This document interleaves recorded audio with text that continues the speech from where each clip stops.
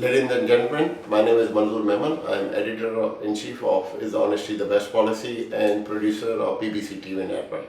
I'm here today with a good friend of mine, Mr. Zulfiqar Halepoto, who has come from Pakistan. And we're going to interview him today and talk about Pakistan, different issues of the Pakistan political arena, what's going on in Pakistan. But let me introduce you to Mr. Zulfiqar Halepoto, who he is. He was born on September 27, 1970 in province of Sindh, with a village which is called Umar Halepoto, which is close to Tannu Muhammad Khan, close to Hyderabad, Sindh, Pakistan. Mr. Halepoto has is doing PhD, and he has been an expert on water environment, and I think his PhD is on the water distribution of Sindh, which is a major issue in Pakistan. It's within Pakistan and with India also. And he has worked a lot on climate change and minority rights, and he is a believer of peace, and he has done some work on the democracy also.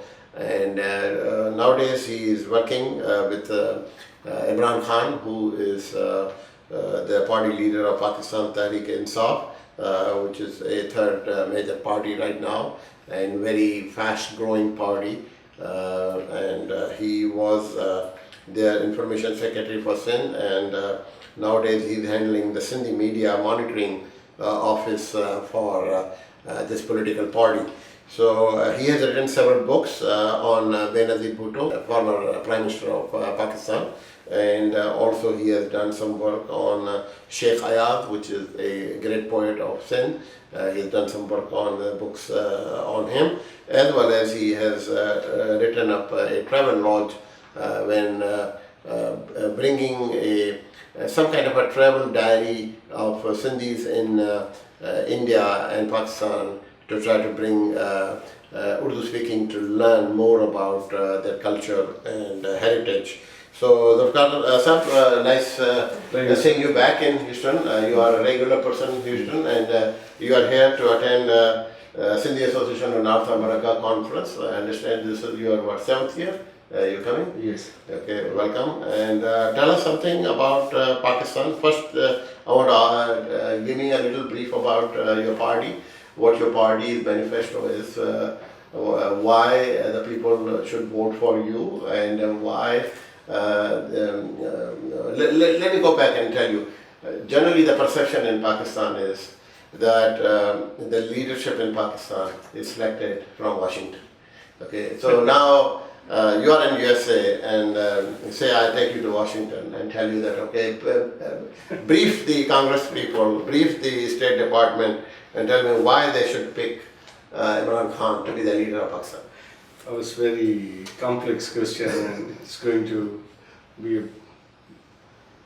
create a lot of problems within the party if I speak frank on that issue. No, we're just hypothetically. We are talking hypothetically. I'm just kidding. I think we should keep in mind that Pakistan is in deep trouble in terms of conflict among different nationalities within the demography of Pakistan.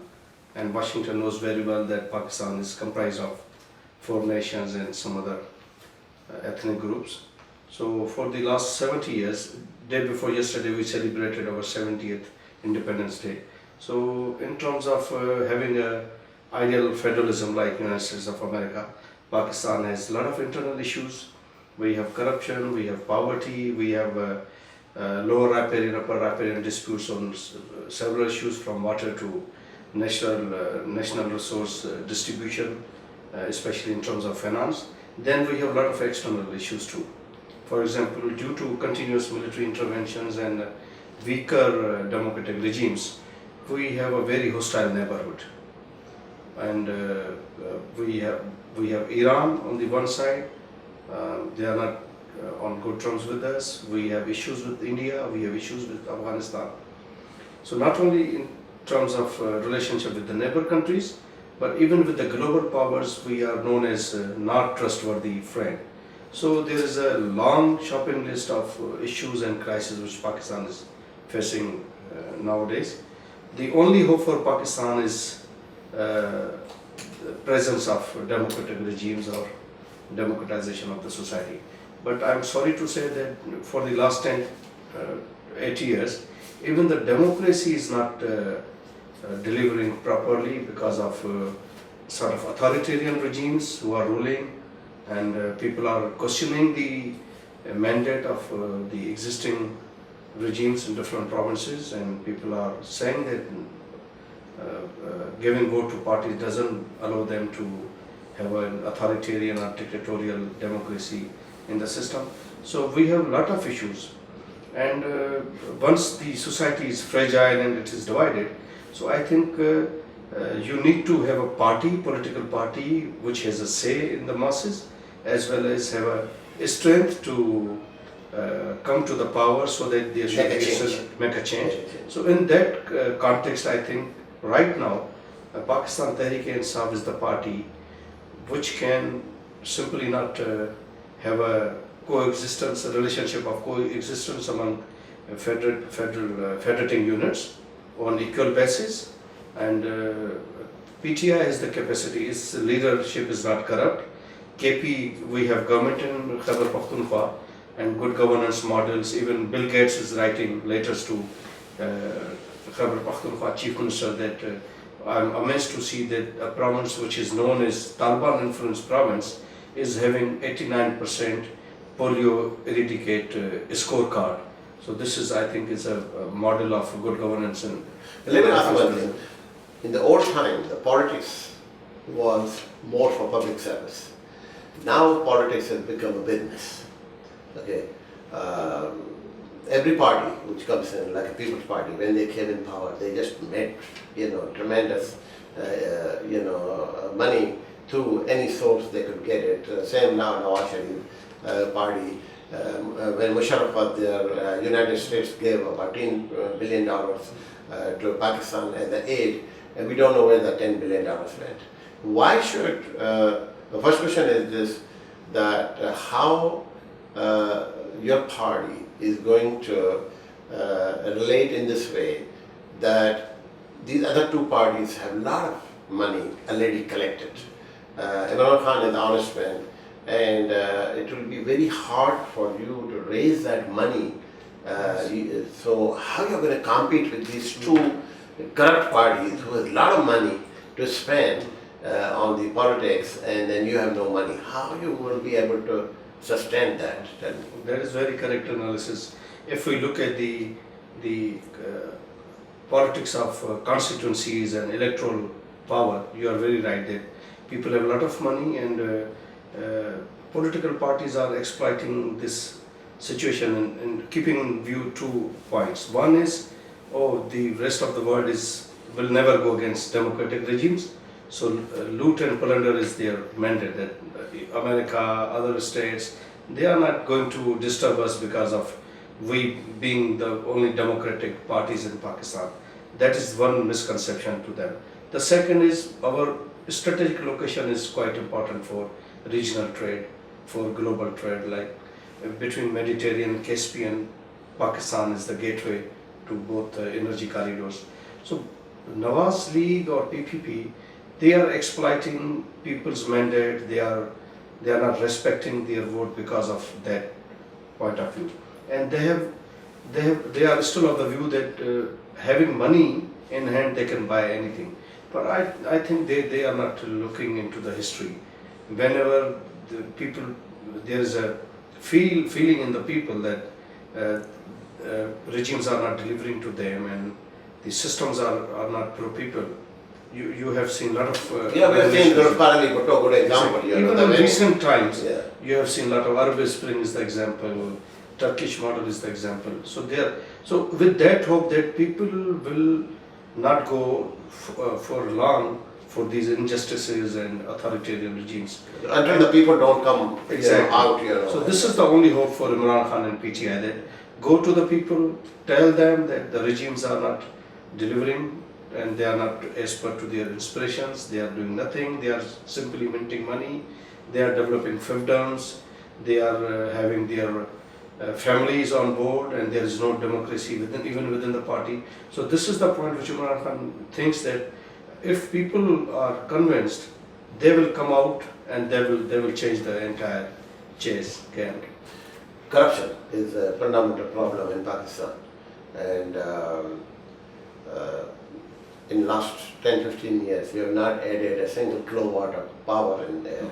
Your education is completely gone. How your party can revitalize Pakistan in respect to corruption, education, institutions? What you plan to do? A great challenge. If tomorrow Imran Khan comes to power, there's a lot of challenges and those challenges are not going to be addressed within months or years. They will take a lot of time. But in my view, I think when people understand that this party has a program, this leadership has a serious business to deliver to the people, then we have seen that they have a tendency to wait. They have a patience to wait.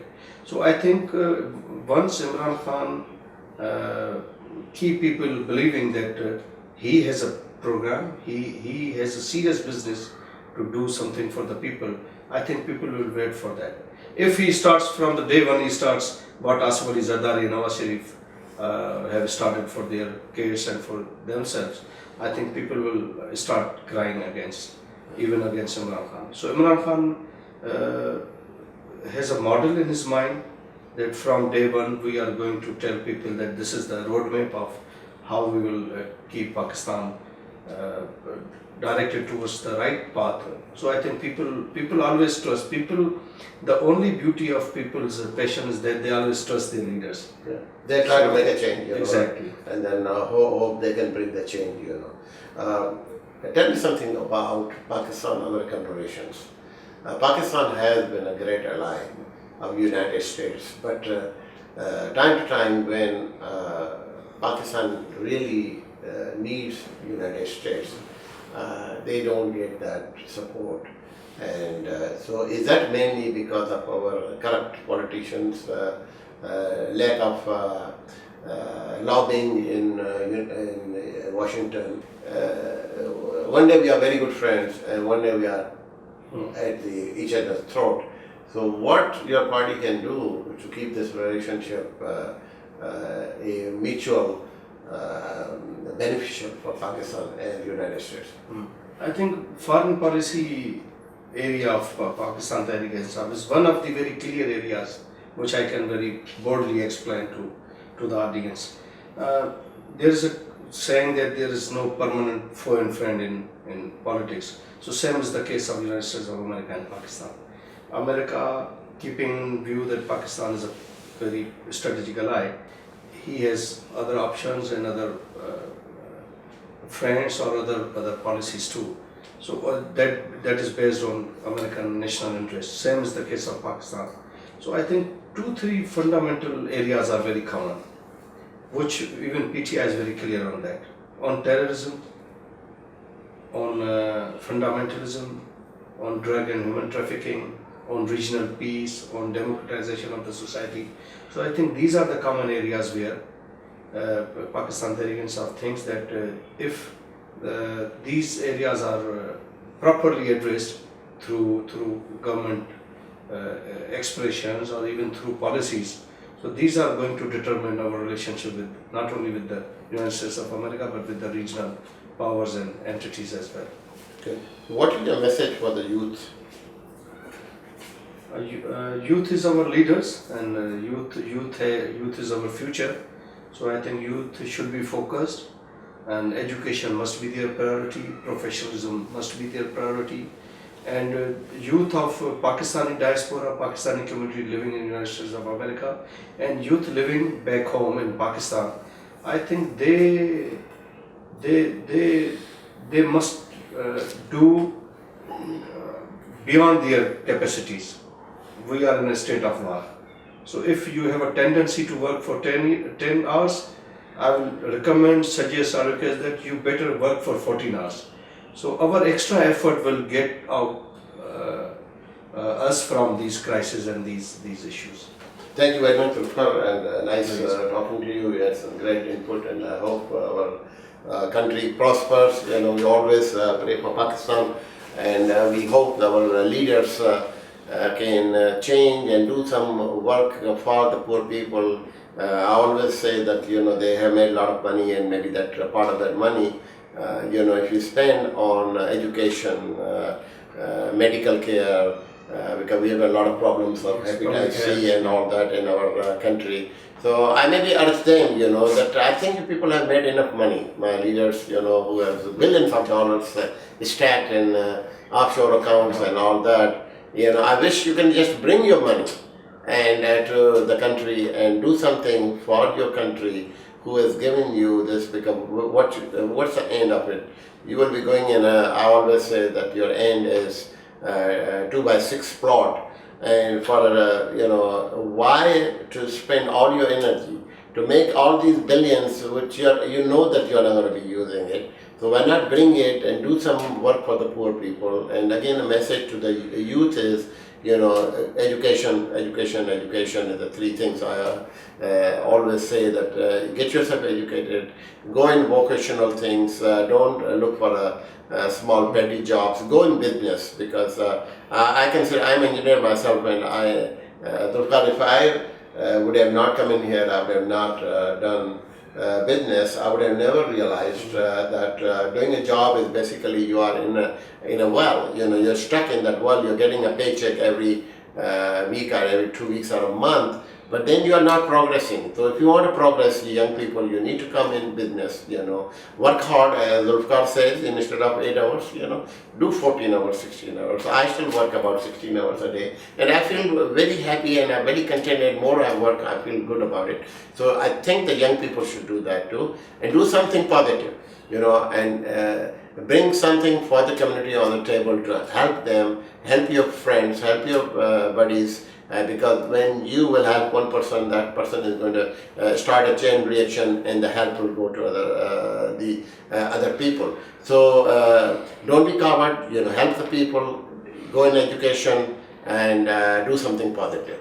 Thank you very much. Again, my name is Manzoor Memon. If you have any comments, please call me 713-557-7547. And thank you for listening.